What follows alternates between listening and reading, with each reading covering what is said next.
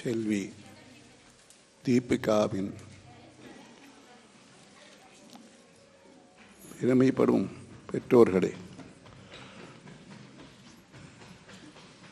தீபிகாவின் உற்றார் உறவினர்களே,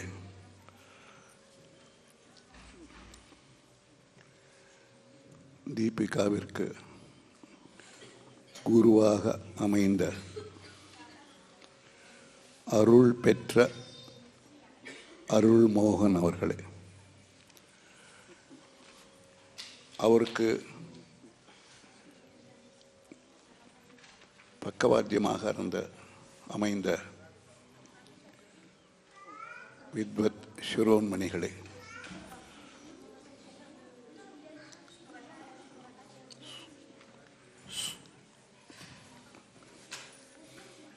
தீபிகாவினுடைய அரங்கேற்றத்துக்கு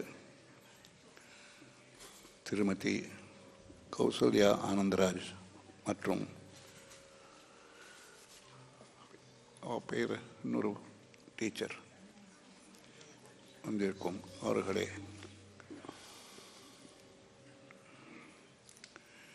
கலா ரசிக பெருமக்களே, உங்கள் எல்லோருக்கும் என்னுடைய நமஸ்காரத்தை தெரிவித்துக் கொள்கிறேன். நான் அதிகமாக பேச முடியாது, அதற்கு என்னை மன்னிக்கவும்.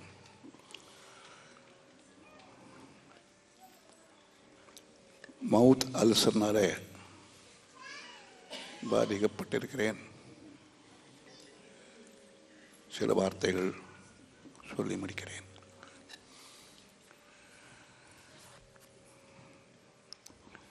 நாட்டியக்கலை பார்க்கறதுக்கே நாம் கொடுத்து வைத்தவர்கள்,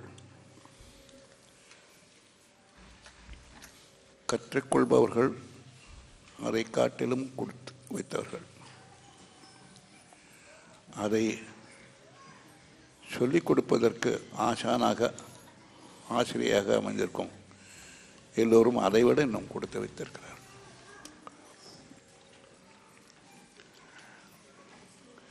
நம்முடைய வாழ்க்கையில் பெற்றோர்கள் தன்னுடைய குழந்தைகளை நல்ல விதமாக பயனுள்ளதாக அவர்கள் அமையணுன்ற எண்ணம், அதுவே பெரிய சமாச்சாரம். அந்த விஷயத்தில் திருமதி மித்ரன் அவர்களை நான் மிகவும் பாராட்டுகிறேன்.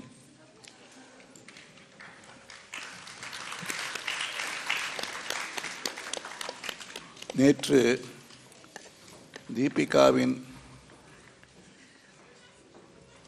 ஒத்திகை பார்த்தேன்.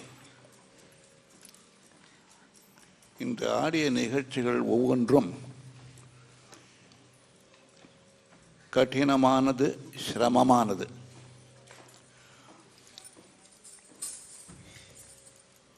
அருள்மோகன் இவ்வளோ கடினமாக சொல்லணும்னு அவசியம் இல்லை.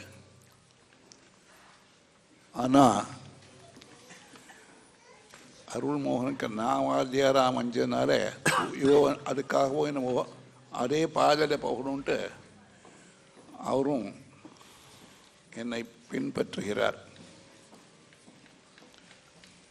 Arul Mohan is a very good dancer and he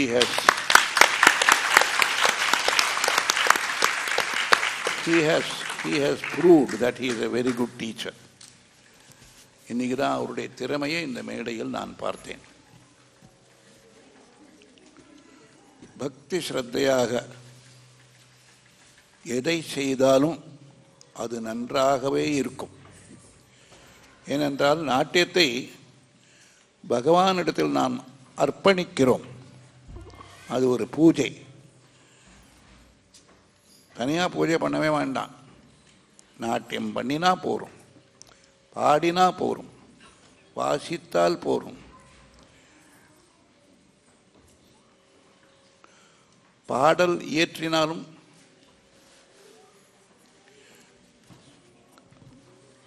கவித்துவம் செய்தாலும் சித்திரம் வரைந்தாலும் சிற்பம் செதுக்கினாலும் அது எல்லாமே ஒரு பூஜையில்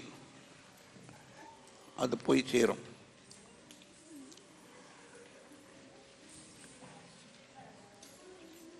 ரொம்ப நளினமாக லாகவமாக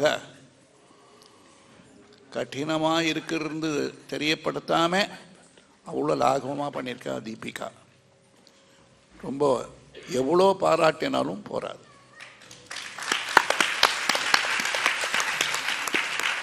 ஆனால் ஒன்றே ஒன்று சொல்ல விரும்புகிறேன். எவ்வளவோ சிரமப்பட்டு கத்துண்டு அரங்கேற்றம் ஆனவொடனே நிறுத்திப்படுறோமே, அதுதான் கூடாதுன்ற என்னுடைய அபிப்பிராயம். படிப்பு வேணும், பட்டம் வாங்கணும், டாக்டரேட் பண்ணணும், உத்தியோகமும் பண்ணலாம் தேவையாக இருந்தால். ஆனால் கலைகளை மட்டும் என்றும் விடவே கூடாது. நம்முடைய காலத்தில் நாம் என்ன செய்ய முடியும், வாத்தியார் சொல்லிக் கொடுத்ததோடு மட்டும் இல்லாமல் அதே பாதையில் சென்று நம்முடைய திறனை நாம் காட்ட வேண்டும் ரசிக பெருமக்களுக்கு. தொடர்ச்சியாக அதை செய்ய வேண்டும். நிச்சயமாக தீபிகா அவர்கள் செய்வார்கள் என்று தீபிகாவை கேட்டுக்கொள்கிறேன். எல்லாம் நாட்டையெல்லாம் பண்ணி ஆயிடுத்துன்னா ரிட்டையர் பண்ண மாதிரி பென்ஷன் வாங்குற மாதிரி கிடையாது. பூர்வ ஜென்மா பெரிவா பண்ண ஒரு பூஜா பலன் நமக்கு இந்த கிடைச்சிருக்கு. அதை நாம் பேணி காத்து அதை நம்முடைய காலத்தில் நாம் அதை விநியோகம் செய்ய வேண்டும். கற்றதெல்லாம் மறுபடியும் அதை புதுப்பித்து அதை மற்றவர்களுக்கு அதை விநியோகம் செய்யும். அப்போதான் நாம் தொடர்ச்சியாக பாதுகாக்கிறோம் என்றது தெரியும். அப்புறம் அட்ரஸே இல்லாமல் பண்ணக்கூடாது. அது பெற்றோர்களும் தன்னுடைய புத்திரியை அதை அடிக்கடி சொல்லி வற்புறுத்தி தான் ஆகணும். லேசில் கிடைக்காது. Fine arts it's not that easy. I tell my students that when somebody dances, we think it is easy. No, it is not that easy. There you will find it is difficult. We think it is very difficult. It is not that difficult because others have established. So, இப்படியும் கிடையாது அப்படியும் கிடையாது. We should feel that we are very fortunate to have learned this great art, the finest of the fine arts, Bharatanatyam, which has spread all over the world, and it is giving happiness to all people. Art comes from within, and it has to be shared with others. That's what I will say. And already my brother Adayar Gopinath has said everything about the musicians, so I just have to say the same thing. And today he came to see the performance. He was asked to be the guest of honor. There are so many students here who are doing yeoman service for the spread of this great art, Bharatanatyam. As an elderly person, I wish and bless my students, my disciples, who are carrying the message, and I wish them all the success. In the same way, Arul Mohan today he has established a wonderful art that he has taught Deepika so very well. And he did his Natvangam. I was keen to watch his Natvangam. He did really wonderful job in conducting the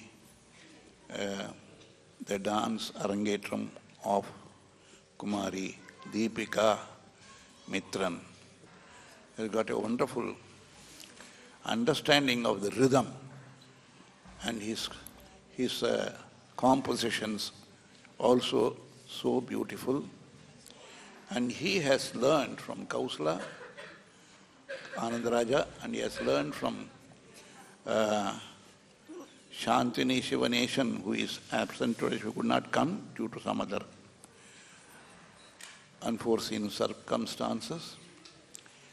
Shantini is also my disciple.